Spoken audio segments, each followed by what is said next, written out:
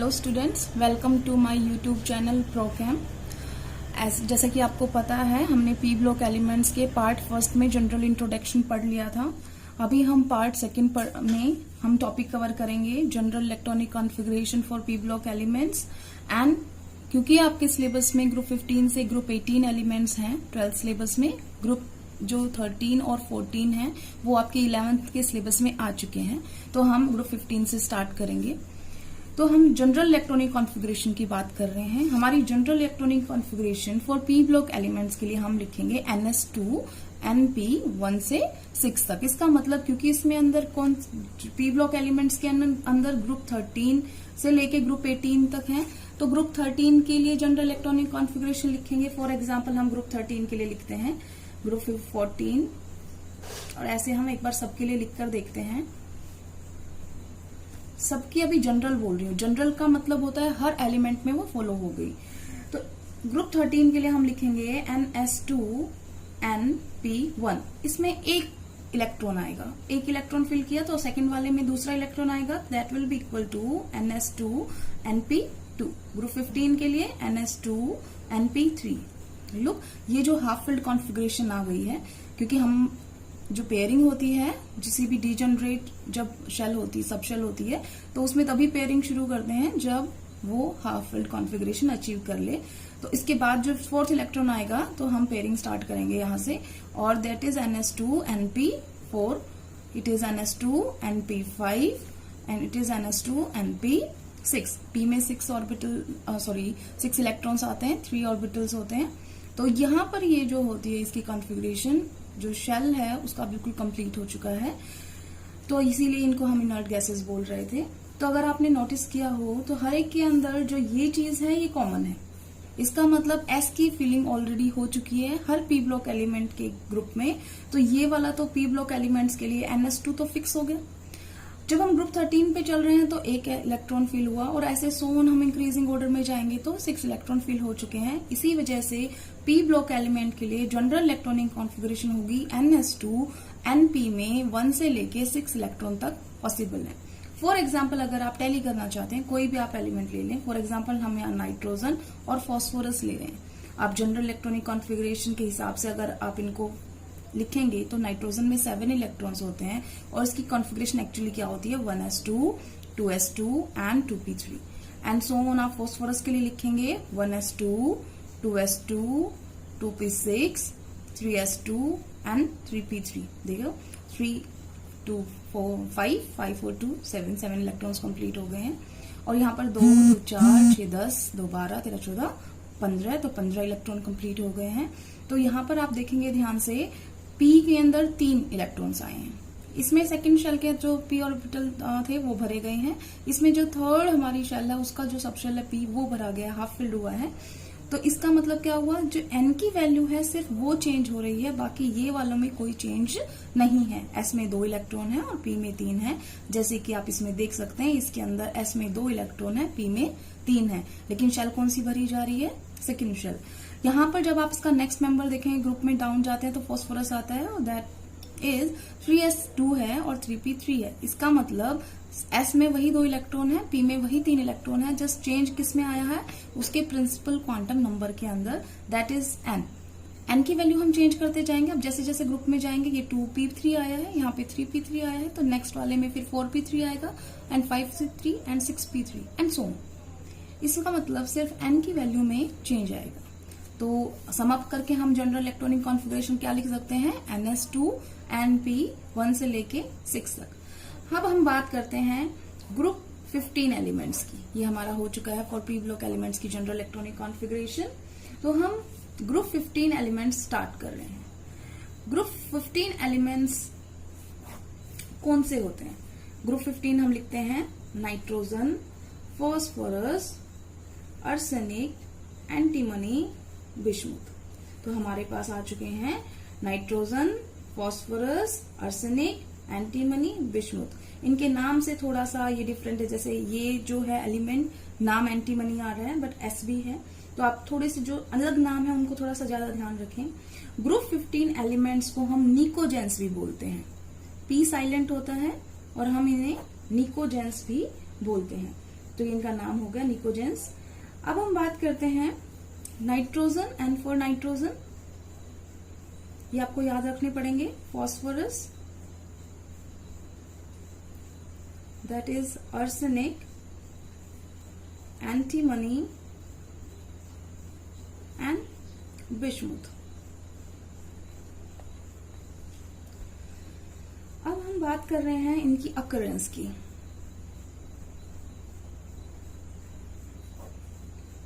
जो occurrence means कहाँ कहाँ पाए जाते हैं, जैसा कि आपको पता है नाइट्रोजन तो बहुत ज्यादा हमारी जो एयर होती है उसका कंपोजिशन 78% जो होती है बाय वॉल्यूम नाइट्रोजन ही होती है एयर के अंदर, तो बहुत अबंडेंट है नाइट्रोजन। और कहीं कहीं पर ये अर्थ क्रस्ट में भी थोड़ी बहुत मिल जाती है, जैसे फॉर एग्जाम्पल आपने सुना होगा सोडियम नाइट्रेट NaNO3, जिसको हम जानते हैं इस नाम से, ट्राइसॉल्टपीटर या KNO3, इसमें भी होता है। पोटेशियम नाइट्रेट है ये, और इसको जानते हैं हम नाम इंडियन सॉल्टपीटर से। ये जस्ट ये बताने के लिए कहाँ इसका अकरेंस है, कहाँ कहाँ मिलता है। इसको ऐसा नहीं है कि आपको बहुत ज्यादा याद करने की जरूरत है, जस्ट फॉर नॉलेज के लिए कि कहाँ कहाँ पर मिलते हैं। तो नाइट्रोजन की बात हो गई। और एक जो नाइट्रोजन होता है वो प्रोटीन में सबसे ज्यादा, आपके जो बायोमोलिक्यूल्स होते हैं, प्रोटीन बहुत इंपॉर्टेंट होता है मसल्स ग्रोथ के लिए, तो वो प्रोटीन के अंदर जो नाइट्रोजन है एक एलिमेंट होता है, जैसे कार्बन हाइड्रोजन है उनके साथ में नाइट्रोजन भी होता है। अब बात करते हैं, नाइट्रोजन हो चुका है हमारे पास, फॉस्फोरस की बात करते हैं। तो फॉस्फोरस ज्यादातर हमारे जो होते हैं अर्थ क्रस्ट के अंदर वो एज कंपेरिजन टू नाइट्रोजन के 11th मोस्ट अबंडेंट एलिमेंट है, 11th मोस्ट अबंडेंट एलिमेंट। अब फॉस्फोरस कैसे मिलता है, कौन से हिसाब से मिलता है, तो फॉस्फेट रॉक्स जो होती हैं उनमें फॉस्फोरस होता है, या आपने सुना होगा फ्लोरोएपिटाइट, हाइड्रोक्सी एपिटाइट, क्लोरोएपिटाइट, उनके अंदर मिलेगा। तो आप सिंपल कह सकते हैं या तो फॉस्फेट रॉक्स याद रख लीजिए, फॉस्फेट रॉक्स में क्या मिलेगा, फॉस्फोरस मिलेगा। फॉस्फेट रॉक्स इंडिया में भी मिलती हैं, कहाँ पे मिलती हैं, राजस्थान में।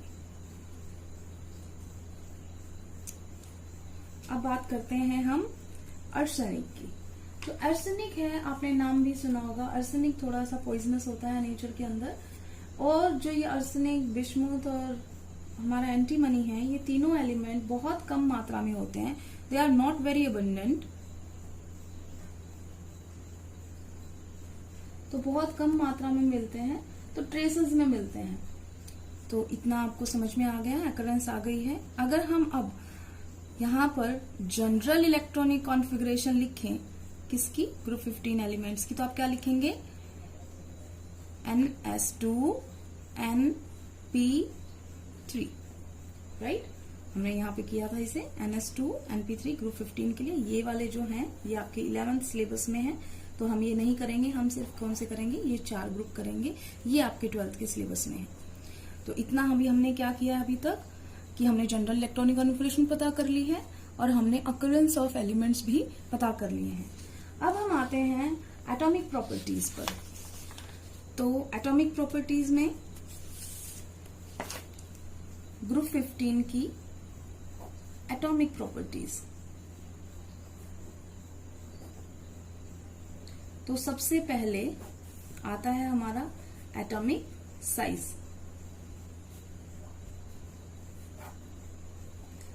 तो आपको पता होगा एटॉमिक साइज का ट्रेंड क्या होता है। अगर हम ग्रुप वाइज बात करें तो ग्रुप में टॉप टू बॉटम जब हम जाते हैं किसी भी बुक में, हम जनरल ट्रेंड समझ रहे हैं अभी, ग्रुप में टॉप टू बॉटम जाते हैं तो साइज हमेशा इंक्रीज करता है।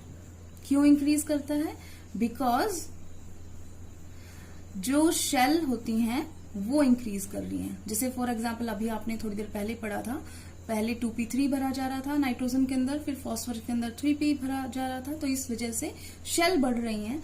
तो नंबर ऑफ शेल इंक्रीज होने की वजह से साइज भी क्या होता जाता है, बड़ा होता जाता है।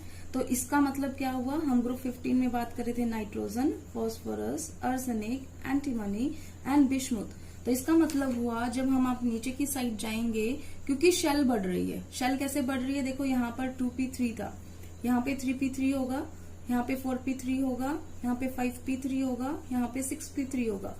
सेम ग्रुप में होने की वजह से उनके इस कोई भी सब शेल में चेंज नहीं होगा इलेक्ट्रॉन्स में, लेकिन उनके जो प्रिंसिपल क्वांटम नंबर है that is 2 in case of nitrogen, that is 3 in case of phosphorus. इसका मतलब जब आप नेक्स्ट मेंबर पे जा रहे हो, एक एक शेल नंबर जो इंक्रीज हो रहा है। यहाँ पे 2 शेल है, तो ऑफकोर्स 3 शेल वाला ज्यादा बड़ा होगा, 4 शेल वाला और भी बड़ा होगा, 5th शेल वाला और भी बड़ा होगा। इस वजह से जैसे हम नीचे जाते जाएंगे वैसे वैसे नंबर ऑफ शेल इंक्रीज होने की वजह से साइज इंक्रीज होगा।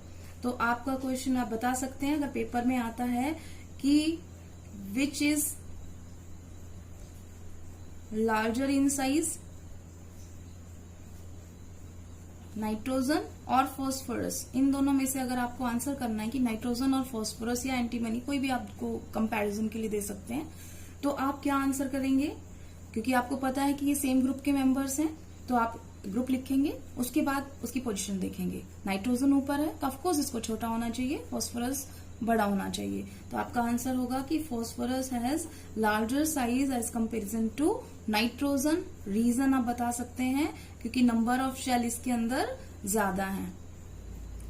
ठीक है, नंबर ऑफ शेल इंक्रीज हो रहा है, इस वजह से इसका साइज बड़ा है और इसका साइज छोटा है। ग्रुप में आपको समझ में आ गया। अब हम बात कर रहे हैं पीरियड की। अब पीरियड में जब हम जाते हैं left to right, generally left to right जब हम पीरियड में जाएंगे तो एटॉमिक साइज जो होता है वो डिक्रीज करता है। क्यों डिक्रीज करता है? ये डिक्रीज होने का रीजन क्या है? जो उसके ऊपर नेट इफेक्टिव जो चार्ज आ रहा है, इफेक्टिव न्यूक्लियर चार्ज इंक्रीज कर रहा है।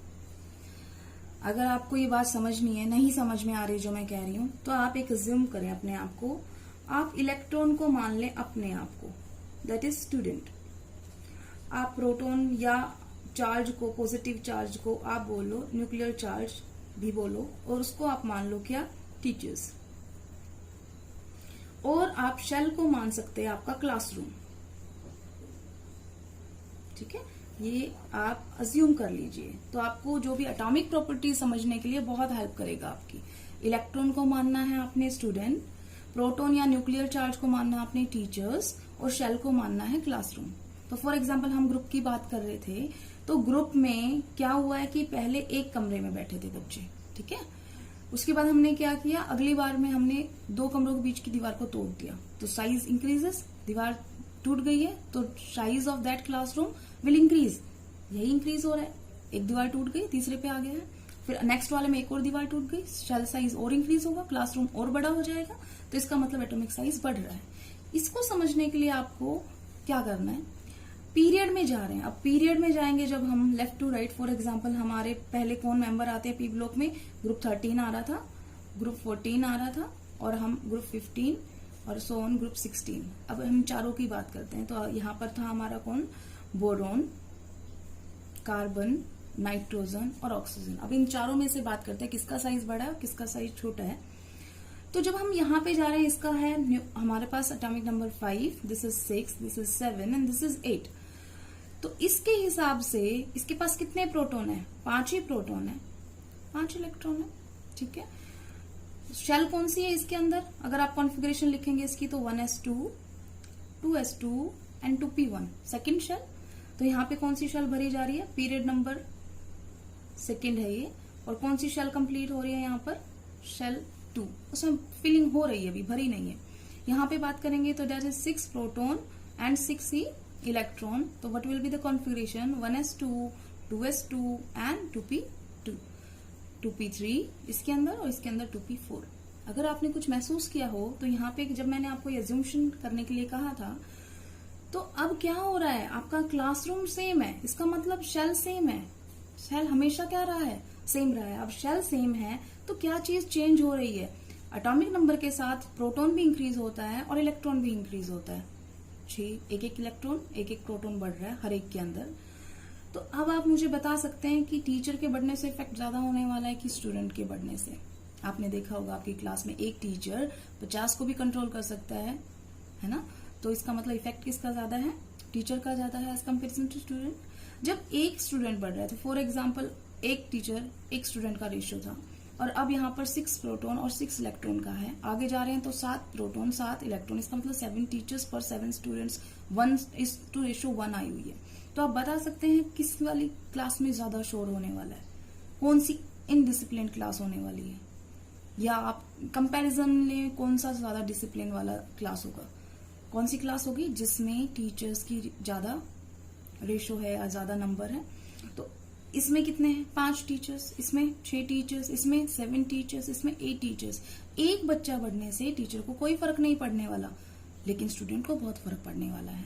तो इसका मतलब क्या हुआ, जब हम शेल जा रहे हैं, सेम शेल है, इसका मतलब सेम क्लासरूम है, बस टीचर की संख्या बढ़ रही है और एक एक स्टूडेंट की संख्या बढ़ रही है, लेकिन ज्यादा इफेक्ट किसका होने वाला है, ज्यादा इफेक्ट न्यूक्लियर चार्ज का होने वाला है, टीचर का इफेक्ट होने वाला है। तो स्टूडेंट के बढ़ने से फर्क नहीं पड़ रहा। तो जो इफेक्टिव न्यूक्लियर चार्ज है वो कौन अपना इफेक्ट दिखाएगा, टीचर। तो न्यूक्लियर चार्ज अपना इफेक्ट दिखाएगा, उनकी संख्या इंक्रीज हो रही है, तो नेट जो आया इसका इफेक्ट वो बढ़ रहा है।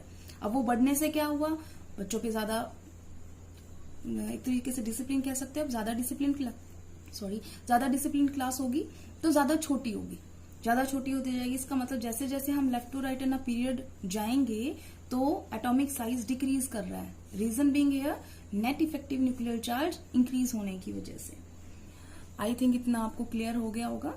हम नेक्स्ट प्रॉपर्टी जो होगी आयनाइजेशन एंथैल्पी, वो हम नेक्स्ट पार्ट में करेंगे। Thank you.